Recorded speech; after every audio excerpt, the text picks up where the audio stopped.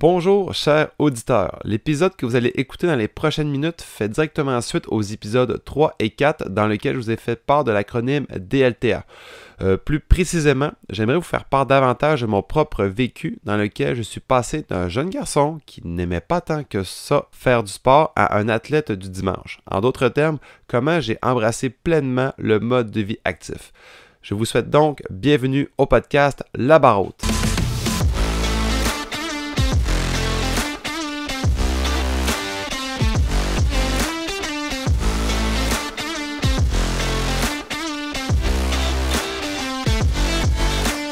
Ça peut paraître fou, mais quand j'étais jeune, j'avais aucunement l'idée de me lancer dans le domaine sportif comme carrière.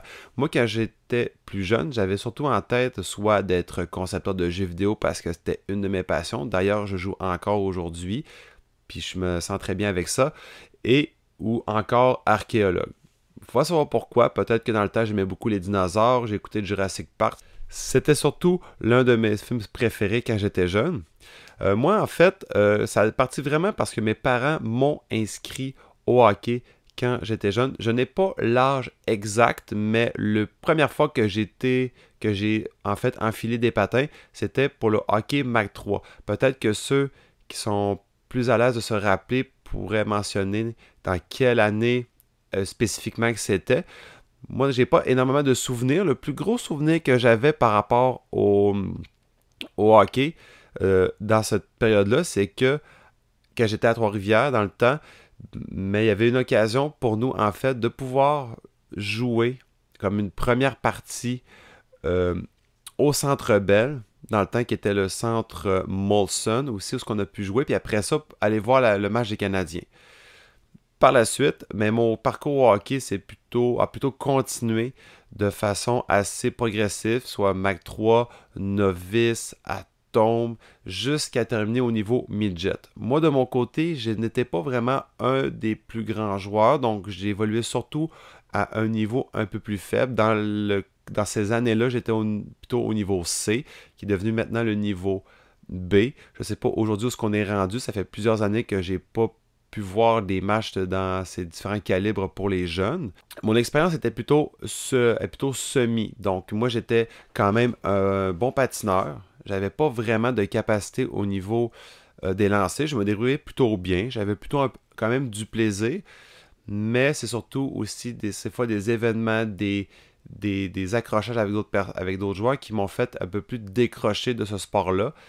Mon tournant au niveau sportif, c'était vraiment lorsque j'ai déménagé au Saguenay-Lac-Saint-Jean, où là, j'ai découvert le football au secondaire 3. Donc, le football qui était à ce temps-ci aussi au niveau scolaire. Donc, je connaissais plus ou moins des gens. J'ai participé à ce sport-là. Puis c'est vraiment là que j'ai commencé à développer une passion au niveau de l'entraînement, mais aussi du dépassement personnel, puis on va y revenir plus tard. Du secondaire 3 au secondaire 5, en pratiquant le football, c'est là que je suis passé sur plusieurs étapes, sur plusieurs émotions, sensations. Entre autres, je connaissais personne, j'étais plus ou moins compétent dans le sport. Je venais de découvrir le sport en tant que tel, mais c'est vraiment au fur et à mesure de la persévérance que là, j'ai développé un peu plus des capacités qui me permettaient un petit peu plus de me démarquer. C'est sûr que c'était pas toujours facile, ok? Il a fallu aussi avoir une certaine forme d'adaptation, étant donné entre autres les victoires versus les défaites, aussi les entraînements qui étaient parfois difficiles. On n'était pas tout le temps sous le soleil. Des fois, c'était des pratiques où on était aussi dans la neige, en mois de novembre, entre autres, quand on était de plus en plus proche de la fin des séries. Nous n'avions pas non plus un très grand bassin de joueurs, surtout que nous étions en région, donc il fallait aussi apprendre d'autres postes pour bien aider l'équipe en tant que telle. Donc ça m'a fait découvrir aussi au niveau de l'esprit d'équipe, l'esprit de corps, étant donné que chaque athlète ne peut pas se démarquer tout seul. Ça prend toujours, par exemple, un joueur de ligne, ça prend le corps arrière forcément, les receveurs, la défensive aussi pour permettre d'arrêter le jeu et octroyer une position plus confortable pour l'offensive pour revenir. Bref, c'est aussi à partir de secondaire 4, secondaire 5 que j'ai développé un intérêt particulier sur l'entraînement avec notre entraîneur qui était aussi préparateur physique, mais on avait aussi la chance de pouvoir s'améliorer au niveau physique avec sa supervision. Ça m'a beaucoup permis d'apprendre des choses, découvrir aussi que j'étais en mesure, que j'avais une capacité qui pouvait servir au sein de l'équipe, qui était entre autres ma force musculaire, ma puissance, que j'ai pu développer, peaufiner. Puis on va se le dire, j'aimais quand même ça beaucoup, ce qui était le soulèvement de charge. Et jusqu'à aujourd'hui, je dirais que je me sens relativement mal de ne pas pouvoir avoir mon moment d'entraînement, mon moment où ce que je pouvais être actif. Puis c'est vraiment à partir du moment de secondaire 4 que là, ça a débloqué pour moi. Par la suite, j'ai joué au cégep, j'ai joué avec les Janois d'Alma aussi au niveau collégial. Encore une fois, comparativement avec l'équipe au secondaire, on n'avait pas un très grand bassin de joueurs, donc il fallait apprendre aussi à consolider l'équipe avec le fait que certains joueurs devaient aussi prendre 2 positions pour aider l'équipe. Donc, encore une fois, une question d'adaptation, une question aussi de volonté, parce que c'est vraiment pas évident. Puis, on parle aussi, puis c'est encore une fois, c'est le même principe quand je mentionne au niveau de l'automne, où ce que là, les températures sont changeantes aussi. Là, au lieu que ce soit des entraînements l'après-midi ou en fin d'avant-midi, mais c'était surtout le soir, jusqu'à 9h, 9h30. Donc là, la dynamique changeait. Donc, il fallait aussi s'adapter à la nouvelle réalité. Puis ça, j'en remercie beaucoup. Ça m'a permis d'améliorer beaucoup mon jeu, d'améliorer aussi mes capacités de dépassement de soi, de leadership aussi, étant donné que moi, j'étais une personne qui parlait beaucoup sur le terrain, à l'action. Puis c'est par la suite que vers la fin du cégep, il fallait que je prenne une décision parce que je voulais aller à l'université, mais je savais pas trop où ce que je voulais m'aligner. Je savais que j'avais un intérêt particulier pour le sport, un intérêt pour l'entraînement, donc je m'étais dit je vais m'inscrire en kinésiologie à l'Université du Québec à Chicoutimi pour voir si j'aime vraiment ça, si j'ai bien fait. Puis au final, j'ai adoré ça. Donc les principes scientifiques reliés à l'entraînement, reliés aussi aux différentes capacités physiques, aux capacités mentales, socio-psychologique et ainsi de suite. Il y avait aussi la nutrition que j'avais aussi développé un intérêt particulier. Donc, c'était vraiment ma branche. C'est vraiment grâce au fait que j'ai continué dans le sport, même si j'avais changé du hockey au football. Ça m'a permis de développer d'autres choses. Puis en plus, pendant mon cégep, j'ai pu découvrir d'autres sports aussi. Donc, l'Ultimate Frisbee, qui était nouveau dans la région, que j'ai beaucoup adoré. Puis c'est à partir de ce moment-là que j'ai quand même développé une plus grande ouverture dans les sports. Je pratiquais pas énormément de sport. Donc moi, j'ai fait vraiment l'inverse du DLTA, ce qui impliquait, que j'avais mentionné dans un épisode précédent, que le but dans les premières phases du DLTA était de voir le plus de sports possible. J'en ai vu quelques-uns, mais je m'étais refermé beaucoup rapidement sur le hockey et le football durant mon secondaire et cégep. Et là, j'ai complètement fait l'inverse, que c'est à partir du cégep que là, j'ai pu aller voir d'autres sports, développer d'autres intérêts. Parce qu'en plus de Ultimate Frisbee, comme je l'ai mentionné, mais moi, vu que j'ai quand même quelques connaissances en entraînement et en préparation, j'avais envie de faire un sport l'hiver, que je faisais plus ou moins, qui était le basketball. J'ai fait une saison, j'ai beaucoup aimé mon expérience. C'était pas le sport le plus facile en soi, mais j'avais pas des compétences au niveau des tirs de précision, mais j'arrivais quand même à me démarquer par rapport à mes capacités d'endurance, de puissance. Mais je n'étais pas non plus le meilleur des joueurs. Puis ça, c'est pas important parce que moi, je voulais avoir du plaisir, avoir du fun. Puis c'est ce que j'essaie de m'inculquer moi-même au fur et à mesure que je veux me créer un nouveau défi. À partir de l'université aussi, il est arrivé un malheur. J'ai pu jouer au football encore une dernière saison avec le cégep, étant donné que je pouvais toujours m'inscrire à un cours en particulier, qui c'était autorisé. Mais ce qui est arrivé, c'est que là, j'ai fait des entraînements, j'ai fait le camp d'entraînement, j'ai fait le premier match de la saison qui était à Rimouski. Et à ces 2 moments-là respectifs, donc au camp d'entraînement, je m'étais blessé une première fois au genou, au ligament croisé intérieur, dont j'avais un grade 2, donc des déchirures partielles. Quand j'ai été retourné au jeu, il n'y avait aucun problème, mais je me suis blessé une seconde fois lors du premier match. J'ai terminé le match, mais là, c'était vraiment une déchirure complète, donc je ne pouvais plus vraiment jouer pour le reste de la saison. Mais étant donné que moi, je suis une personne quand même loyale qui veut quand même fournir une certaine aide à son équipe malgré tout. J'ai quand même demandé l'autorisation de rester, mettons, dans le banc des joueurs pour pouvoir simplement supporter l'équipe tout au long de la saison. Donc, j'ai pu continuer de vivre l'expérience au niveau observateur, bien que j'aimais beaucoup jouer, donc être sur le côté et pas pouvoir voir les autres combattre à ma place, ça me faisait un peu mal au cœur. Mais somme toute, mon jeu va très bien. J'ai été opéré aussi l'année d'après, même si ça fait 1 an que j'attendais.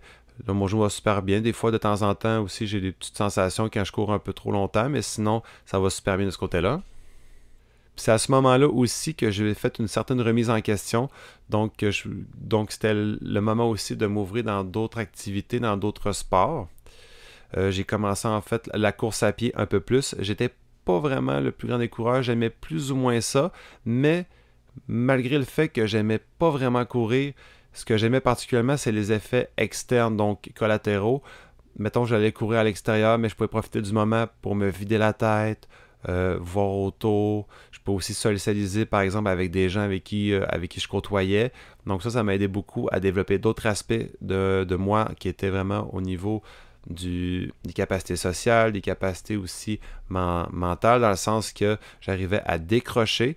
Donc, certaines situations, puis on va en parler un peu plus tard aussi, nous permettent parfois de découvrir de nouvelles choses qui nous permettent aussi de s'améliorer en tant que personne, en tant qu'humain, dans le fond. Puis comme je l'ai sûrement indiqué aussi, mais je suis un cas de défi et la course à pied en tant que telle, pour moi, étant donné que c'était dans ce temps-là plus pour une seule action, j'aimais plus ou moins ça. Moi, j'aimais beaucoup que ça bouge. Donc, lorsque la tendance des courses à obstacles a augmenté en popularité, ben, j'ai voulu m'enligner là-dedans pour une première fois. Donc, j'aimais le principe aussi que je pouvais varier plutôt ma discipline. Donc, au lieu de courir, je pouvais aussi monter des collines, les descendre, descendre des obstacles, travailler sur mon équilibre, travailler sur ma force aussi.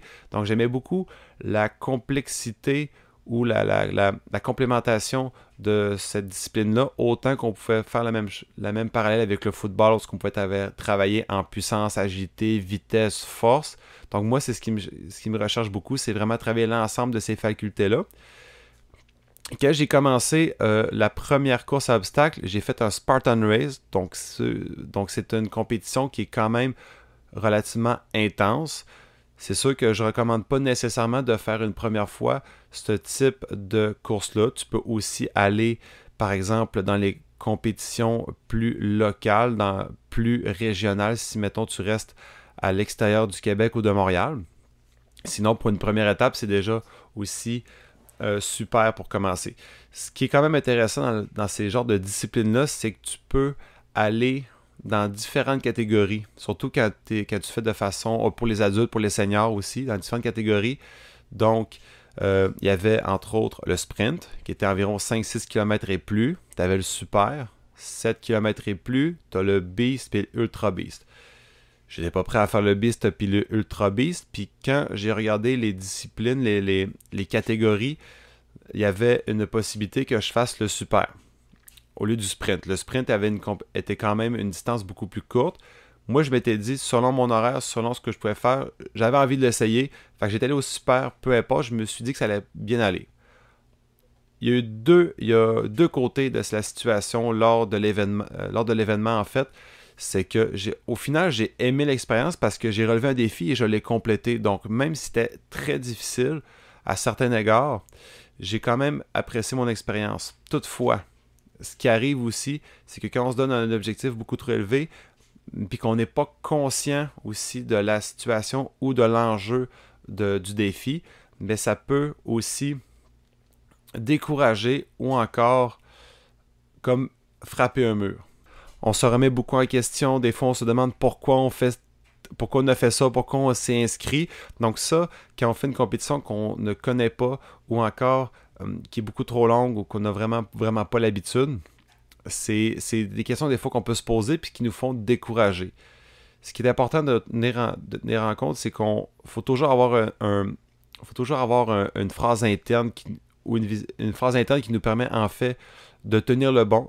Puis c'est vraiment en se rendant au point final, donc à la ligne d'arrivée, qu'on revoit tout ce qui s'est passé, puis qu'on se dit, crime, j'y suis arrivé, je pensais pas être en mesure de faire ça. Puis c'est là qu'on voit vraiment la fierté qu'on a et là qu'on veut en redemander aussi, qu'on veut toujours en vouloir un peu plus. Quand j'ai continué aussi dans la lignée des courses à obstacles, j'en ai fait 2 autres parce que j'ai vraiment apprécié l'expérience. Puis j'aime toujours, comme je vous l'ai dit, le principe de variété. Donc, encore une fois, monter les obstacles et descendre, découvrir de nouveaux parcours. Donc, j'avais fait aussi le Team Challenge qui était à Chicoutimi dans le temps. Puis j'avais aussi fait le Northman Race que j'avais beaucoup aimé le principe, qui était quand même relativement simple. Où ce cas-là, la thématique était vraiment homme de bois, bûcheron. Ça, c'était vraiment dans les dernières courses que j'avais fait depuis ce temps-là. Puis ça, c'était avant la COVID-19. Lors de la COVID-19, on était tous isolés, ok? Il n'y avait plus vraiment de sport de disponible. Puis c'est là qu'il y a eu beaucoup de remises en question de mon côté par rapport à qu'est-ce que j'aimerais faire. J'ai pu accès au gym, que j'aimais beaucoup faire de la charge, beaucoup de musculation. Donc, j'étais un petit peu perdu par rapport à ça. Étant professionnel de la santé au niveau du conditionnement physique, j'arrivais quand même à me débrouiller puis maintenir la forme en participant à des cours en ligne, donc préenregistrés. Je m'étais inscrit pour l'année pour essayer de maintenir la forme. Donc ça allait quand même relativement bien. Mais à un moment donné, je commençais à me dire que j'aimerais peut-être ça.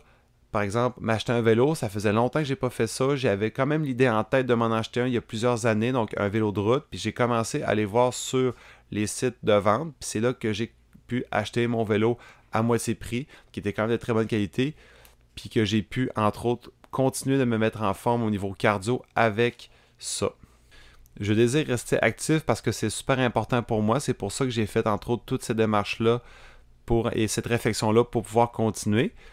Puis après ça, j'ai commencé à prendre goût. Je me suis tranquillement aussi au fur et à mesure que je faisais du vélo, que j'aimerais peut-être ça faire un triathlon éventuellement. Tu sais, l'idée m'était déjà traversé l'esprit il y a plusieurs années. J'avais vu entre autres un de mes cousins qui s'était donné comme défi de faire un demi-Ironman et un Ironman. Et j'étais allé voir justement cet événement-là il y a quelques années avant la pandémie.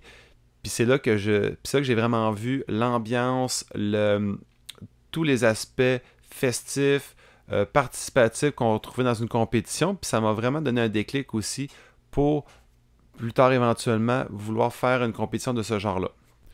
Puis là, je me suis posé la question, comment je pourrais retrouver les mêmes sensations que j'avais eues par rapport au Spartan Race Super, et qui était aussi accessible en fonction de la situation actuelle qui était dans ce cas-ci la pandémie. J'avais vu mon cousin justement faire le triathlon. Moi, faire juste une compétition de course à pied, ça m'intéressait pas. Je voulais faire d'autres choses et c'est là que j'ai voulu aller vers le triathlon. Concernant le triathlon, j'ai pas voulu faire les choses en moitié. J'avais déjà un objectif en tête qui était éventuellement de faire un demi-Ironman. Au début, il y a très longtemps, j'avais pas vraiment l'idée de faire ça, mais j'aime beaucoup me relever des défis particuliers quand même, un petit peu plus importants. Puis j'ai toujours l'idée en tête que même si l'objectif en tant que tel, j'arrivais pas à le compléter, ce serait au niveau du chemin parcouru qui me permettrait justement de m'améliorer et d'être en meilleure capacité physique, en meilleure forme en tant que tel. Là, étant donné que lors de la COVID-19, il n'y avait pas vraiment de compétition, donc la compétition de demi-Ironman au Mont-Tremblant était annulée. Il n'y avait rien aussi dans ma région par rapport au triathlon. Donc, je m'étais dit, je vais moi-même me préparer en vue d'un demi-Ironman, donc dans lequel je me serais planifié une date, que je me serais planifié un parcours aussi. Puis c'est comme ça que j'ai pu, débuter mon parcours. Je m'étais aussi également préparé. Je connaissais un petit peu les principes de base, mais j'avais quand même lu des livres sur le sujet au niveau du triathlon. Il y avait dans le livre du triathlon plusieurs volets, entre autres sur le triathlon sprint, le triathlon olympique, le demi-Ironman, puis le Ironman. Donc les planifications qui étaient regroupées dans le livre, je m'y fiais quand même un peu pour préparer mon propre entraînement.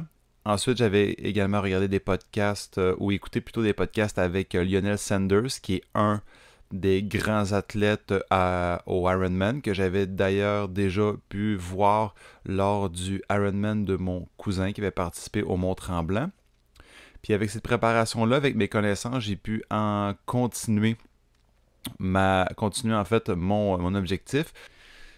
J'ai donc organisé une planification d'entraînement sur un an. J'avais pas vraiment de date étant donné la COVID-19. Je voulais principalement avoir un objectif de faire le demi-Ironman de Mont-Tremblant. Les dates n'étaient pas encore sorties. Donc, dans mes entraînements, j'avais surtout prévu des entraînements musculaires, mais aussi cardiovasculaires. Je m'étais planifié des séances de nage aussi, tout en fonction des capacités énergétiques que je voulais travailler. Ce que je peux constater, surtout pour une personne qui veut surtout se dépasser, pas nécessairement pour performer dans un niveau compétitif, ce serait peut-être de réviser le temps que tu places ton échéance. De mon côté, un an, ce fut quand même relativement long. Par moment, plus on se rapprochait de l'objectif au niveau de l'été, par exemple, 2022, c'est que j'avais constaté que ma motivation avait beaucoup diminué parce que j'avais pas vraiment d'échéance. Puis je constate aussi que si je veux vraiment mettre un peu plus d'effort, un peu plus de rigueur aussi, réduire le temps que tu veux te planifier ton entraînement peut des fois être bénéfique. Puis des fois, pour quelqu'un qui aime plus ou moins maintenir le même type d'entraînement longtemps, mais ça permettrait entre autres de réduire la monotonie puis s'ennuyer. Puis c'est là qu'est venu le jour J, donc avant les vacances, je crois que c'était fin juin, début juillet, je ne me souviens pas de la date exactement. J'avais entre autres mon casque de bain, j'avais aussi mon costume pour nager, j'avais mes lunettes, j'avais aussi acheté une bouée par mesure de sécurité pour pouvoir vraiment faire ma nage. Donc, j'avais commencé à peu près vers 7h30, 8h à me préparer. Vers 8h approximativement, rendu au parc Rivière-aux-Sables qui se retrouve à Jonquière, je suis rentré dans l'eau. J'avais mon casque de bain, j'avais mes lunettes, bien sûr. J'avais aussi ma montre Vio Active 3 que je me servais entre autres pour mesurer ma distance. Je crois même qu'après quelques minutes, j'ai dû perdre en fait la distance, donc vraiment le GPS. Donc, j'ai dû m'organiser d'une certaine façon pour vraiment mesurer ma distance. Malheureusement, c'est sûr que c'est pas aussi efficace que faire un triathlon organisé. Donc, je suis allé vraiment avec ce que je pouvais faire. L'eau était quand même pas trop froide, c'était quand même pas si mal. Donc, j'ai fait une certaine distance aussi. Puis là, c'est là que commencé les premières réflexions. Pourquoi je fais ça? Pourquoi je me suis embarqué là-dedans? Bien sûr, ça a quand même relativement bien été, mais je ne suis pas un expert de nage. Je crois que vraiment pratiquer sa nage le plus possible avec des experts ou avec du monde qui ont vraiment de l'expérience, des spécialistes, ça peut être un atout. Mais sinon, ça a quand même bien été. J'avais quand même de l'énergie. Puis c'est là que j'ai commencé vraiment à embarquer sur le vélo pour ma transition. L'inconvénient aussi, c'est qu'à donné que je suis tout ça, ça me prendrait une motivation un peu plus interne. Ça a été quand même relativement long avant que je puisse vraiment embarquer sur le vélo. J'avais quand même relativement froid parce que l'adrénaline avait redescendu. Le temps de m'habiller, je grelottais beaucoup. Ça a pris quand même un bon 15 de minutes environ, si je me souviens bien. En tout cas, c'est seulement ma perception que j'ai embarqué sur le vélo. Donc là, je devais faire un 90 km. Aussitôt que j'ai embarqué sur l'eau, ça a quand même bien été. J'avais mon trajet où je faisais plusieurs allers-retours. Mon premier aller-retour, en fait, c'est relativement bien été. Donc, c'est de approximativement, je crois, presque 1 heure. C'était 20 km. Par la suite, par contre, c'est là que ça a commencé à dégénérer. J'ai commencé à avoir des douleurs au dos. Quand même, j'ai dû quand même tolérer l'ensemble de la douleur pendant presque 3h30, presque 4 heures d'effort. Moi, étant donné que je suis quelqu'un quand même d'assez orgueilleux, d'assez compétitif, mais je voulais pas abandonner, je m'étais mis ce projet-là, je m'étais dit, je vais au moins finir le 90 km de vélo, puis on verra par la suite. Donc là, j'ai pu terminer de peine et de misère à faire le vélo, j'ai quand même eu quelques sensations au niveau des cuisses quand ça frottait. J'avais quand même préparé de la vaseline pour vraiment lubrifier, pour être certain que j'ai le moins de friction possible. Rendu à la fin du vélo, j'avais quand même des douleurs. Mon père et mon frère connaissant quand même mon objectif, sont venus m'encourager aussi. Ça m'a été super apprécié, mais vraiment, j'ai complètement cassé rendu au vélo. J'avais ouvert le coffre de mon véhicule, je m'étais couché sur le dos pour essayer de passer la douleur aussi. Puis à un moment donné, je commençais à vouloir me dire, ben là, c'est assez, je suis plus capable. Puis j'ai commencé à jaser un peu avec mon frère puis mon père. Puis eux autres m'ont pas nécessairement dit arrête, ça n'a pas de bon sens. Tu sais, ils ont pris le temps de discuter avec moi. Puis là, finalement, j'ai réussi à embarquer un peu, euh, un peu sur comme mon matin, tank de réserve pour faire la distance de 21,1 km de course.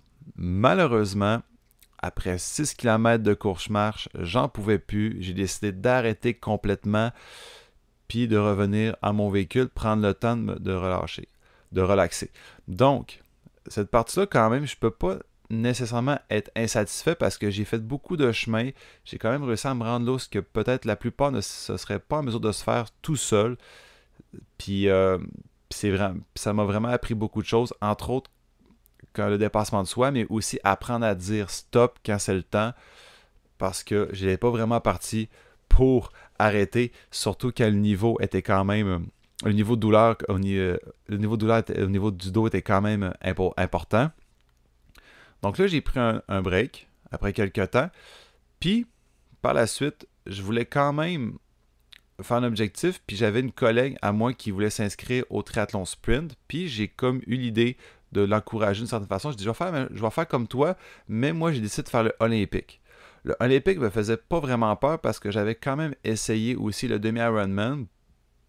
Puis, pour m'assurer que mon dos aille mieux, j'ai quand même fait 2 ou 3 sorties avec la même distance du triathlon olympique au niveau du vélo, donc 40 km de vélo. Ça a quand même relativement bien été. Tu sais, moi, j'avais pas vraiment de manque d'énergie, c'était surtout au niveau de posture, au niveau de la douleur.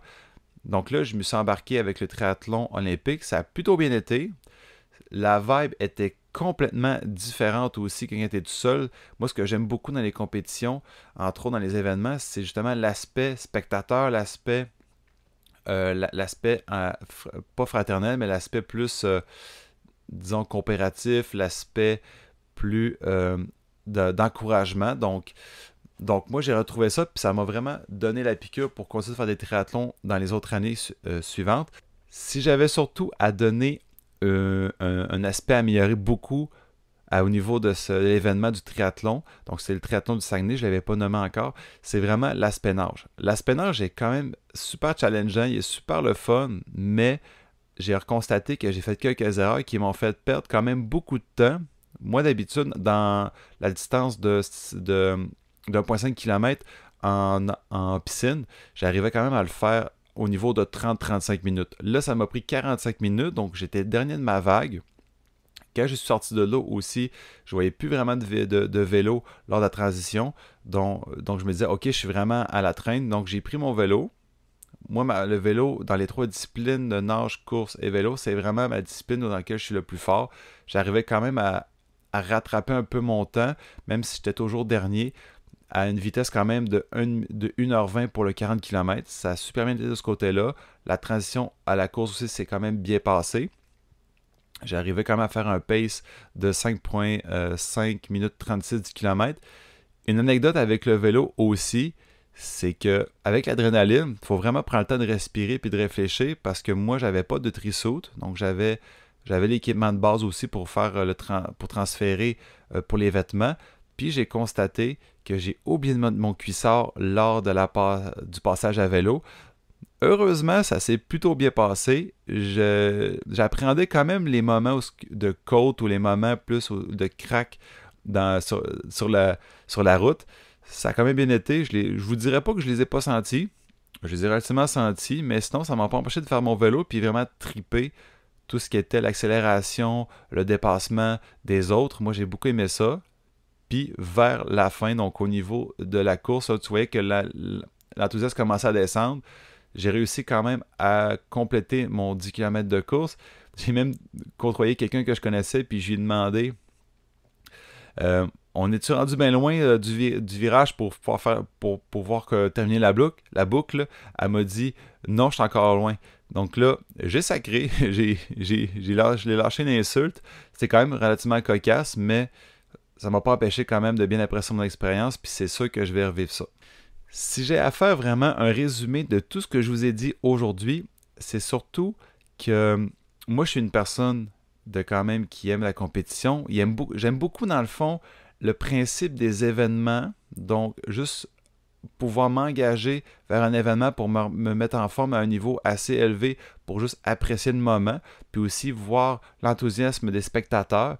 Je suis également quelqu'un qui est assez tête de cochon, je suis assez orgueilleux aussi, donc donc les événements m'ont permis d'apprendre aussi à quand dire stop, puis à vraiment me remettre en question pour essayer de diminuer ce défaut-là qui peut aussi être une qualité quand c'est bien géré. Euh, L'entourage aussi qui m'ont permis en fait de m'améliorer le plus possible dans mes capacités physiques, autant au niveau de mes collègues pour ce qui est de faire des sorties de course, autant au niveau de ma famille, de ma conjointe qui m'ont encouragé aussi, qui m'ont permis en fait de vivre mes objectifs. Donc ça, c'est plusieurs aspects aussi que ce serait important d'avoir auprès de soi pour pour vraiment aller chercher le meilleur de soi-même puis viser des objectifs beaucoup plus élevés aussi et réalistes. On peut aussi mentionner aussi, je ne l'ai pas mentionné tout à l'heure, mais les valeurs inculquées auprès de notre enfance, dans notre enfance par nos parents. Entre autres, mon père, c'est quelqu'un qui est travaillant, quelqu'un aussi qui a un projet, qui veut le terminer. Donc ça m'est transmis, puis ça, je lui en remercie aussi. Donc, c'est à peu près tout pour ce qui est de l'épisode de ce podcast. Donc, c'était pas vraiment je voulais pas vraiment être là pour, parle-moi pour me vanter et ainsi de suite, mais c'est vraiment juste pour euh, comprendre aussi l'enjeu derrière le podcast. Donc, c'est pas, donc qu'on réussisse ou non un objectif, c'est pas important, mais l'important, c'est vraiment aussi de s'épanouir, puis aussi d'expliquer un petit peu le parcours que chaque personne qui va être passée en entrevue font, mais aussi connaître les outils qui ont permis, entre autres, de se rendre sur un certain niveau. Donc, merci beaucoup de votre écoute. J'espère que vous avez apprécié et on se voit très bientôt pour d'autres épisodes sur la barre haute. Bonne journée!